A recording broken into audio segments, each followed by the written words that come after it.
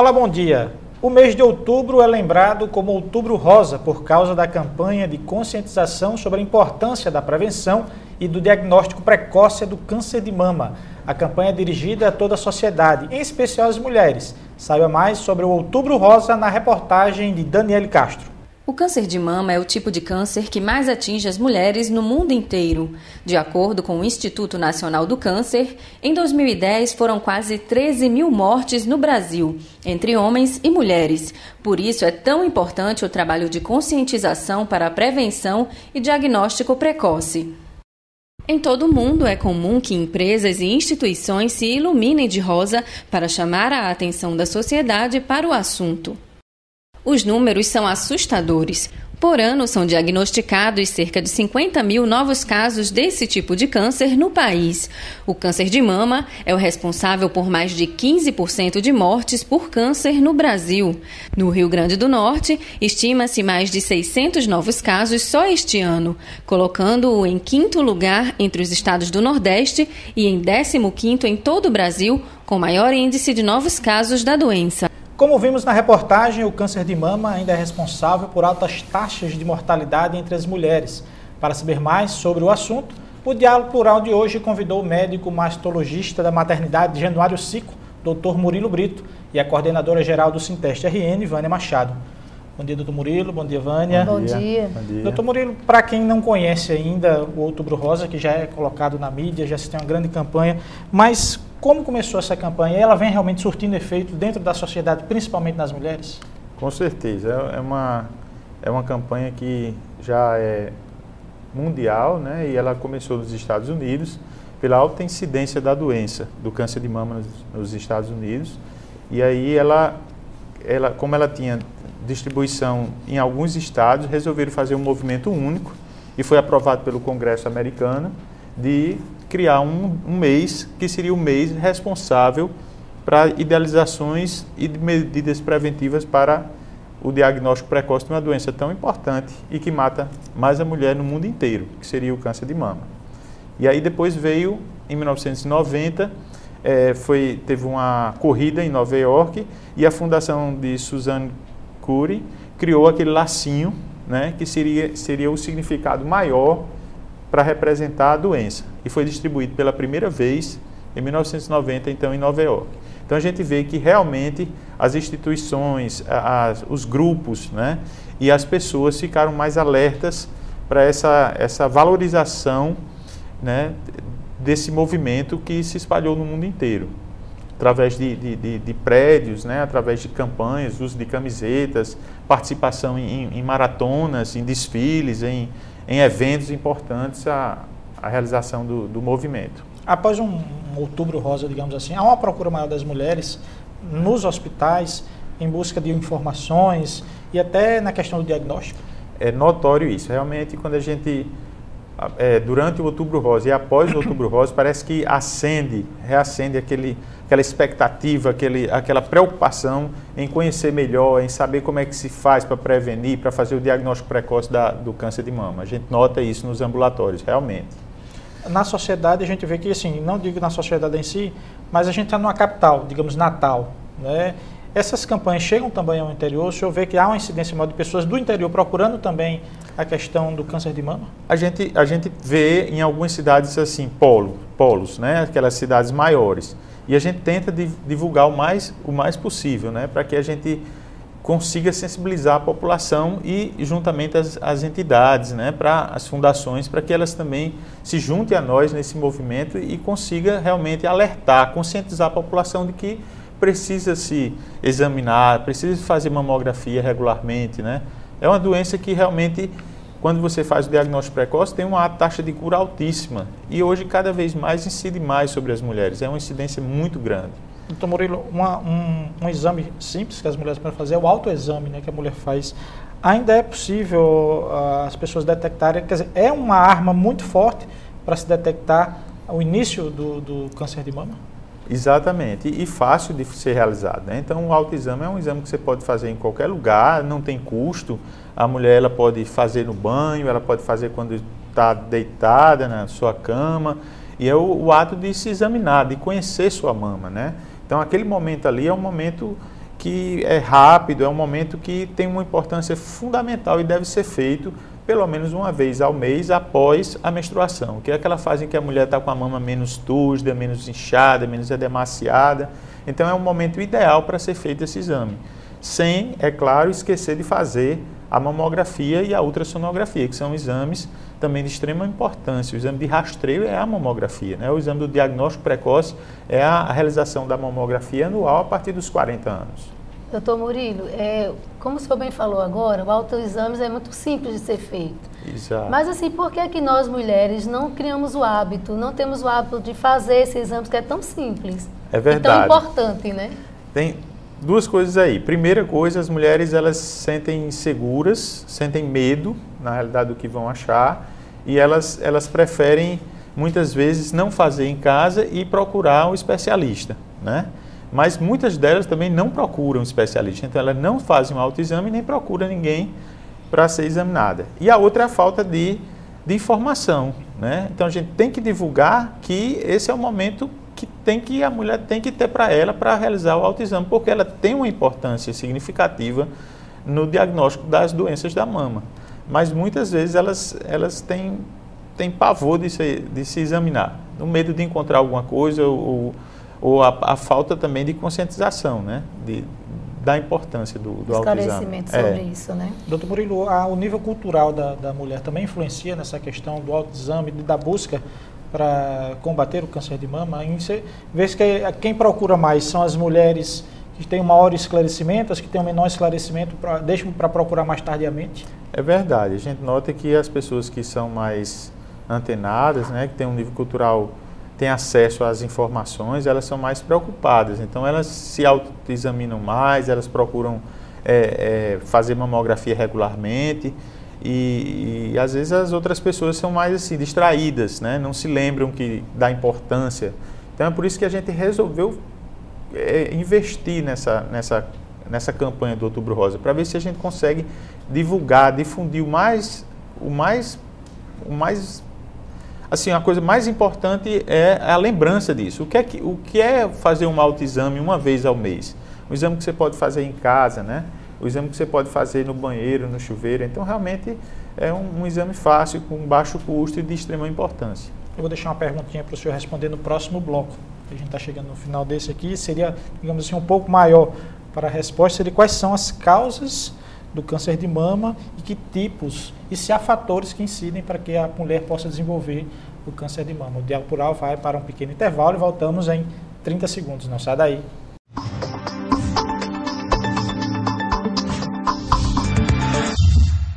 Voltamos com o programa Diálogo Plural, que hoje conversa sobre o câncer de mama e o Outubro Rosa com o médico mastologista da Maternidade Januário Cico, Dr. Murilo Brito, e Vânia Machado, que é coordenadora geral do Sinteste RN. Dr. Murilo, eu deixei no bloco anterior uma pergunta sobre as causas, né, os tipos de câncer de mama e se há algum fator de risco que possa ter entre as mulheres.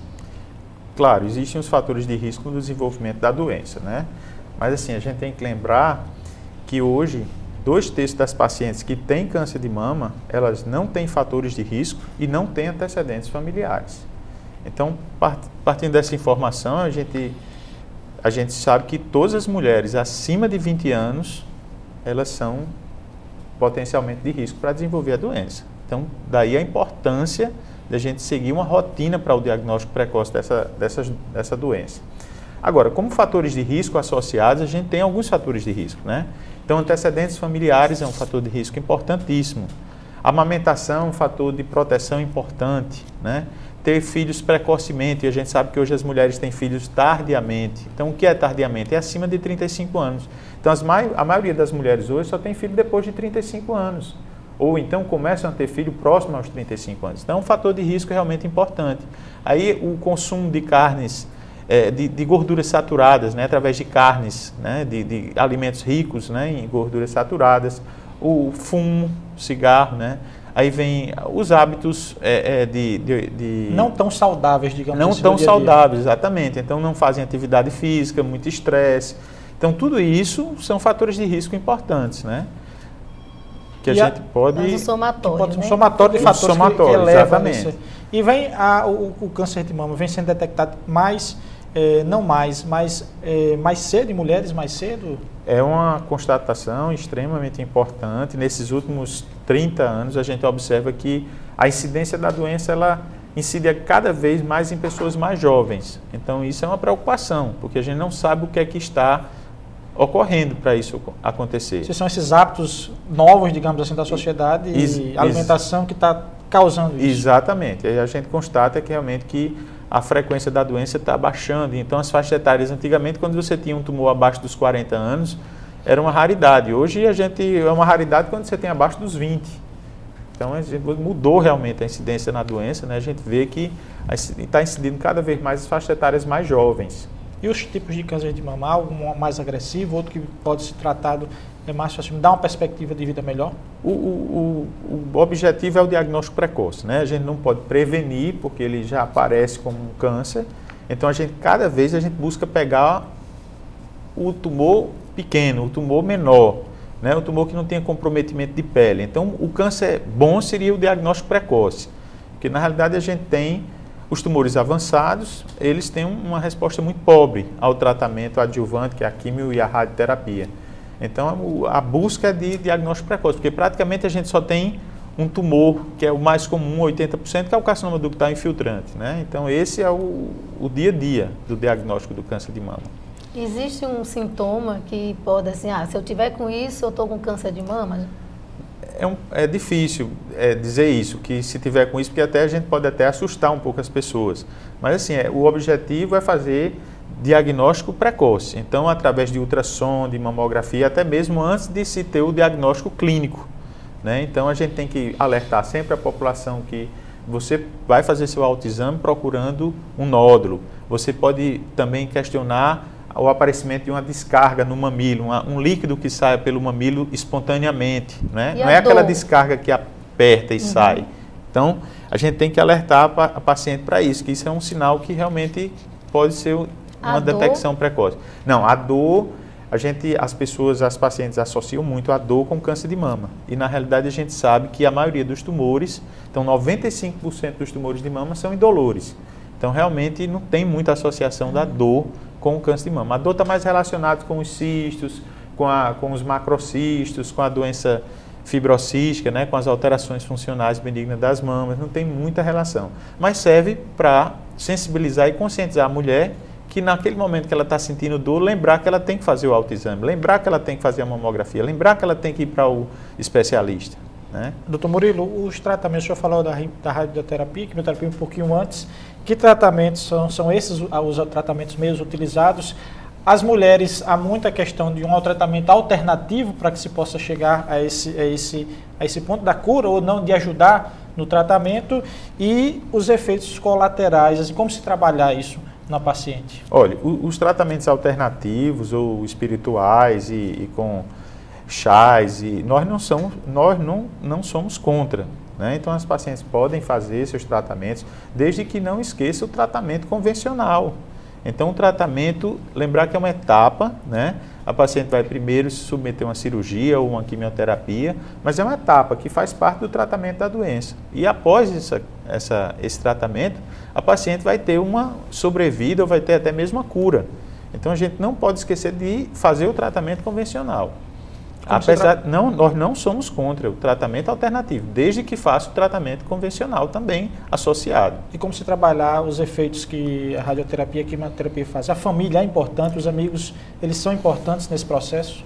É extremamente importante, né? Então, como toda neoplasia, tem aquele momento ruim, que é o tratamento oncológico, o tratamento com a quimioterapia, a radioterapia, a cirurgia. Então, é muito importante que a paciente acredite realmente que aquilo ela está sendo feita, é uma etapa que ela vai vencer para ela ficar curada. E a família é extremamente importante, os amigos, né? Aquele apoio naquele momento, isso não tem preço. O médico, o papel do médico é muito importante. Então, na hora que chega um doente, que você sabe que você pode lutar com ele, que você pode dar força para ele, então você tem que estar junto, porque a sua participação também é muito importante. Então, a paciente tem que acreditar que vai dar certo, que ela vai passar por aquele momento, mas aquilo ali vai ser superado em poucos meses. Vânia, o Sinteste está abraçando, digamos assim, também o Outubro Rosa e está realizando algumas atividades nesse mês. Que evento é esse que o Sinteste está realizando exatamente para fazer esse alerta, principalmente às mulheres? Nós, pela primeira vez, enquanto entidade, né, da nosso sindicato, tem abraçado essa causa, tem entrado nessa campanha, até que eu estou aqui caracterizada com o Outubro Rosa, exatamente para fixar melhor, né, essa campanha. Então, nós estamos entrando com esse programa, primeira parte, esse programa que a gente está levando ao ar, que aí ele pode ser divulgado pelas redes sociais, né, através de e-mails, né, pela mídia.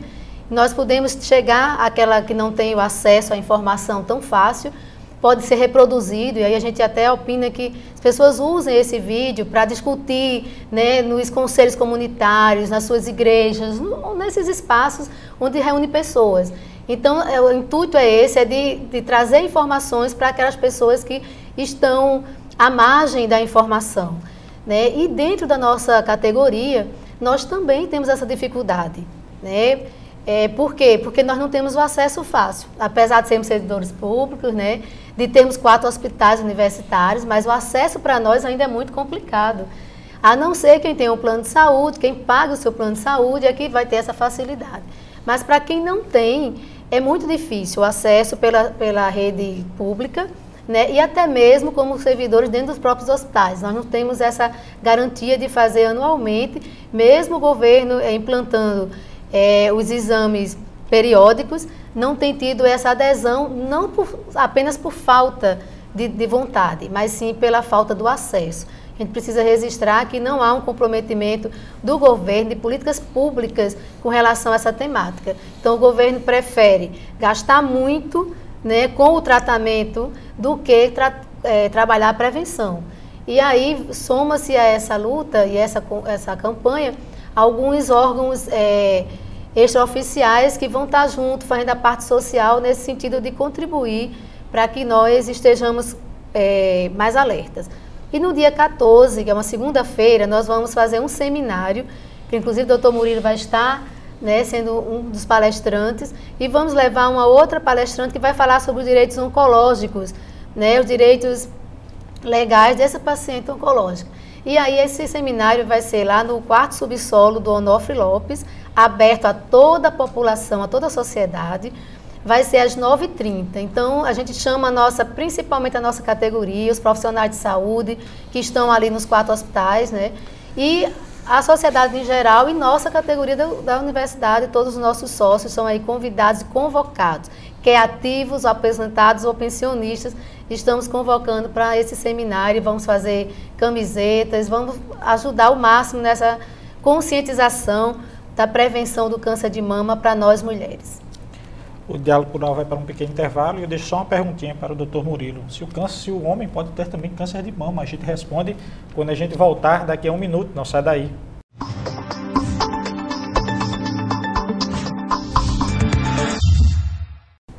Estamos de volta com o Diálogo Plural, que hoje conversa sobre a importância do Outubro Rosa na prevenção do câncer de mama, com a presença do Dr. Murilo Brito, que é mastologista da Maternidade Januário Ciclo, e Vânia Machado, que é coordenadora geral do Sinteste RN. Dr. Murilo, eu deixei a pergunta no último bloco, se o homem pode ter câncer de mama e como é que ele faz para que ele possa... Ele também faz um autoexame? Deve fazer, né? Não é divulgado isso assim no meio, né? Mas assim, o homem pode ter, e a estatística mostra que a cada 100 mulheres a gente tem um homem com câncer de mama. E o homem também deve fazer mamografia, não tão regular como a mulher, mas assim, se caso seja indicado, né, pode ser feito também mamografia sem nenhum problema, e é um exame também de rastreio para o câncer de mama no homem, né? Então, o homem pode ter sim câncer de mama. E o machismo atrapalha? Eu acho que hoje as coisas estão mais amenas, né? Eu acho que os homens já se preocupam, até porque existe uma ginecomastia. Tem 2 tipos de crescimento da mama, que a gente diz que é funcional. É abaixo dos 20 anos, né?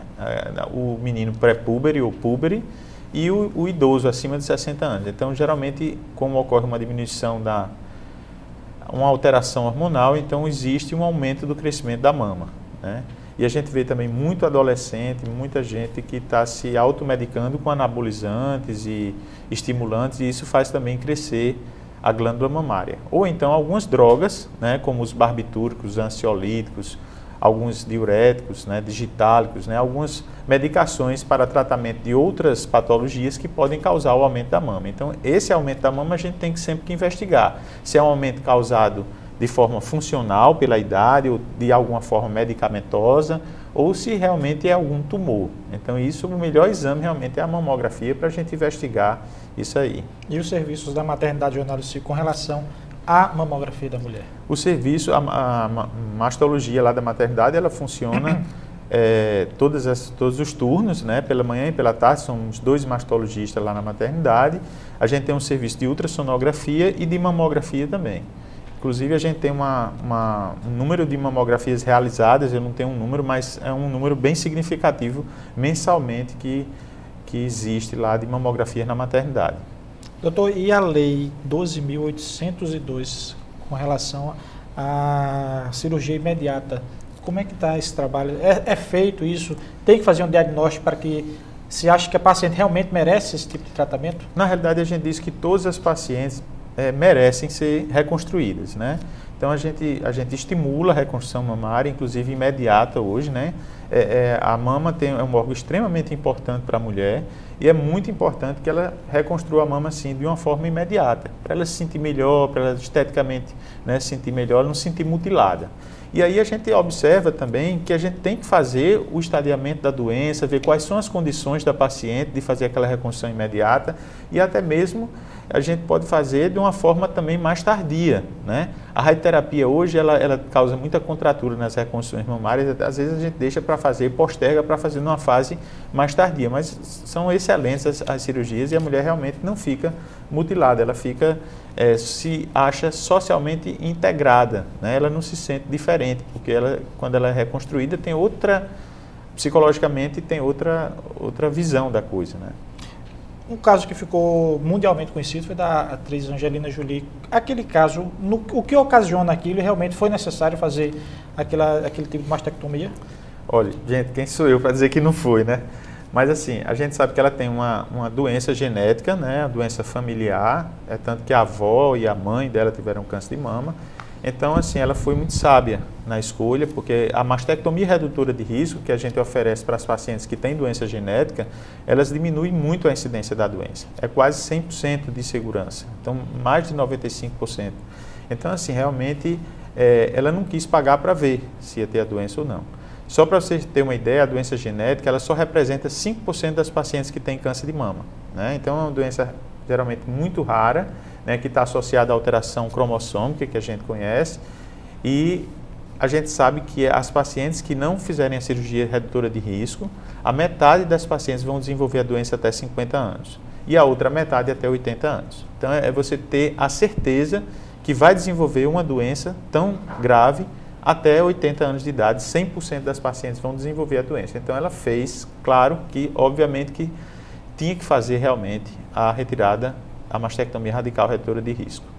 Vânia, o Sinteste, com essa iniciativa do seminário, há de se prolongar, porque o Sinteste trabalha com os funcionários e funcionárias, e o doutor Murilo falou dos serviços lá da maternidade, em que se possa divulgar melhor isso para as mulheres lá pelo sindicato, já que deu um primeiro passo no engajamento, depois, digamos, de muito tempo, deu esse primeiro passo, e diria que seria um serviço agora que o sindicato pretende encampar não só para o Outubro Rosa, mas para os outros meses rosa também? Nós temos essa concepção de que um mês ele é importante para dar esse alerta, para trazer novos adeptos, né, a essa luta, né, que existem vários segmentos aí na luta, e o Sinteste vai dar continuidade depois do seminário, porque no seminário vai ter informações para isso, reunir pessoas. Para todas as palestras que nós tivermos, nós vamos estar assim, conversando com as nossas servidoras, sócias ou não sócias, para estar estimulando, perguntando a elas se já foram feitas as suas prevenções, né? E como é que está o acesso daquela pessoa. Então, nós vamos estar um pouco alerta mais nisso. E, por exemplo, a maternidade são 2 mastologistas. Isso é muito pouco, né? São profissionais importantíssimos para a saúde da mulher. Então, nós vamos estar pontuando isso nos colegiados, como conselheira que sou. Vamos estar falando isso para pedir mais profissionais, mastologistas, não apenas para os hospitais universitários, mas na saúde pública como um todo, para os interiores. Né? Esse profissional é muito importante e as mulheres do interior, elas precisam ter esse acesso. Então, a gente vai estar aí trabalhando. Seminário, hoje é o programa, o seminário é o segundo momento, às 9h30 lá no Onofre, na segunda-feira, dia 14. E a gente vai estar fazendo essa política, implementando para nossas mulheres. Doutor Murilo, nós estamos chegando ao final do nosso programa. Queria que o senhor usasse esse minuto que a gente tem exatamente para fazer um alerta também e dizer se realmente programas como esse, do Sinteste e o próprio sindicato tem essa grande iniciativa, se é realmente uma iniciativa valorosa para nós. Com certeza. Primeiro, agradecer o Sinteste, né? Eu acho que é uma iniciativa belíssima, é uma luta que realmente vale a pena. É brilhante, Vânia, sua atuação lá no sindicato, eu parabenizo vocês. E também lembrar as mulheres que, às vezes, as pessoas acham que, porque não têm antecedentes familiares ou porque amamentaram, elas estão, de uma certa forma, protegidas da doença. Então, é tão simples fazer o autoexame, né? É tão simples fazer uma mamografia. A gente já, cada vez mais, existe mais serviços oferecendo esse exame. Então, vamos lá, gente, vamos fazer o diagnóstico precoce. Só assim a gente pode dar uma sobrevida, pode dar a cura e até evitar a mastectomia. Hoje tem cirurgias conservadoras que a gente preserva a mama, faz um quadrante e aí a paciente tem outra qualidade de vida, né? Doutor Murilo Brito, obrigado pela sua presença aqui no programa Diálogo Plural. Vânia Machado, também obrigado pela sua presença aqui no Diálogo Plural. Se você quiser mais informações sobre o Diálogo Plural, acompanhe as nossas atualizações no Twitter, que é o @SintesteRN. No nosso site, que é o www.sintesterrn.org.br, ou na nossa página do Facebook, que é o facebook.com/SintesteRN. Até o próximo sábado.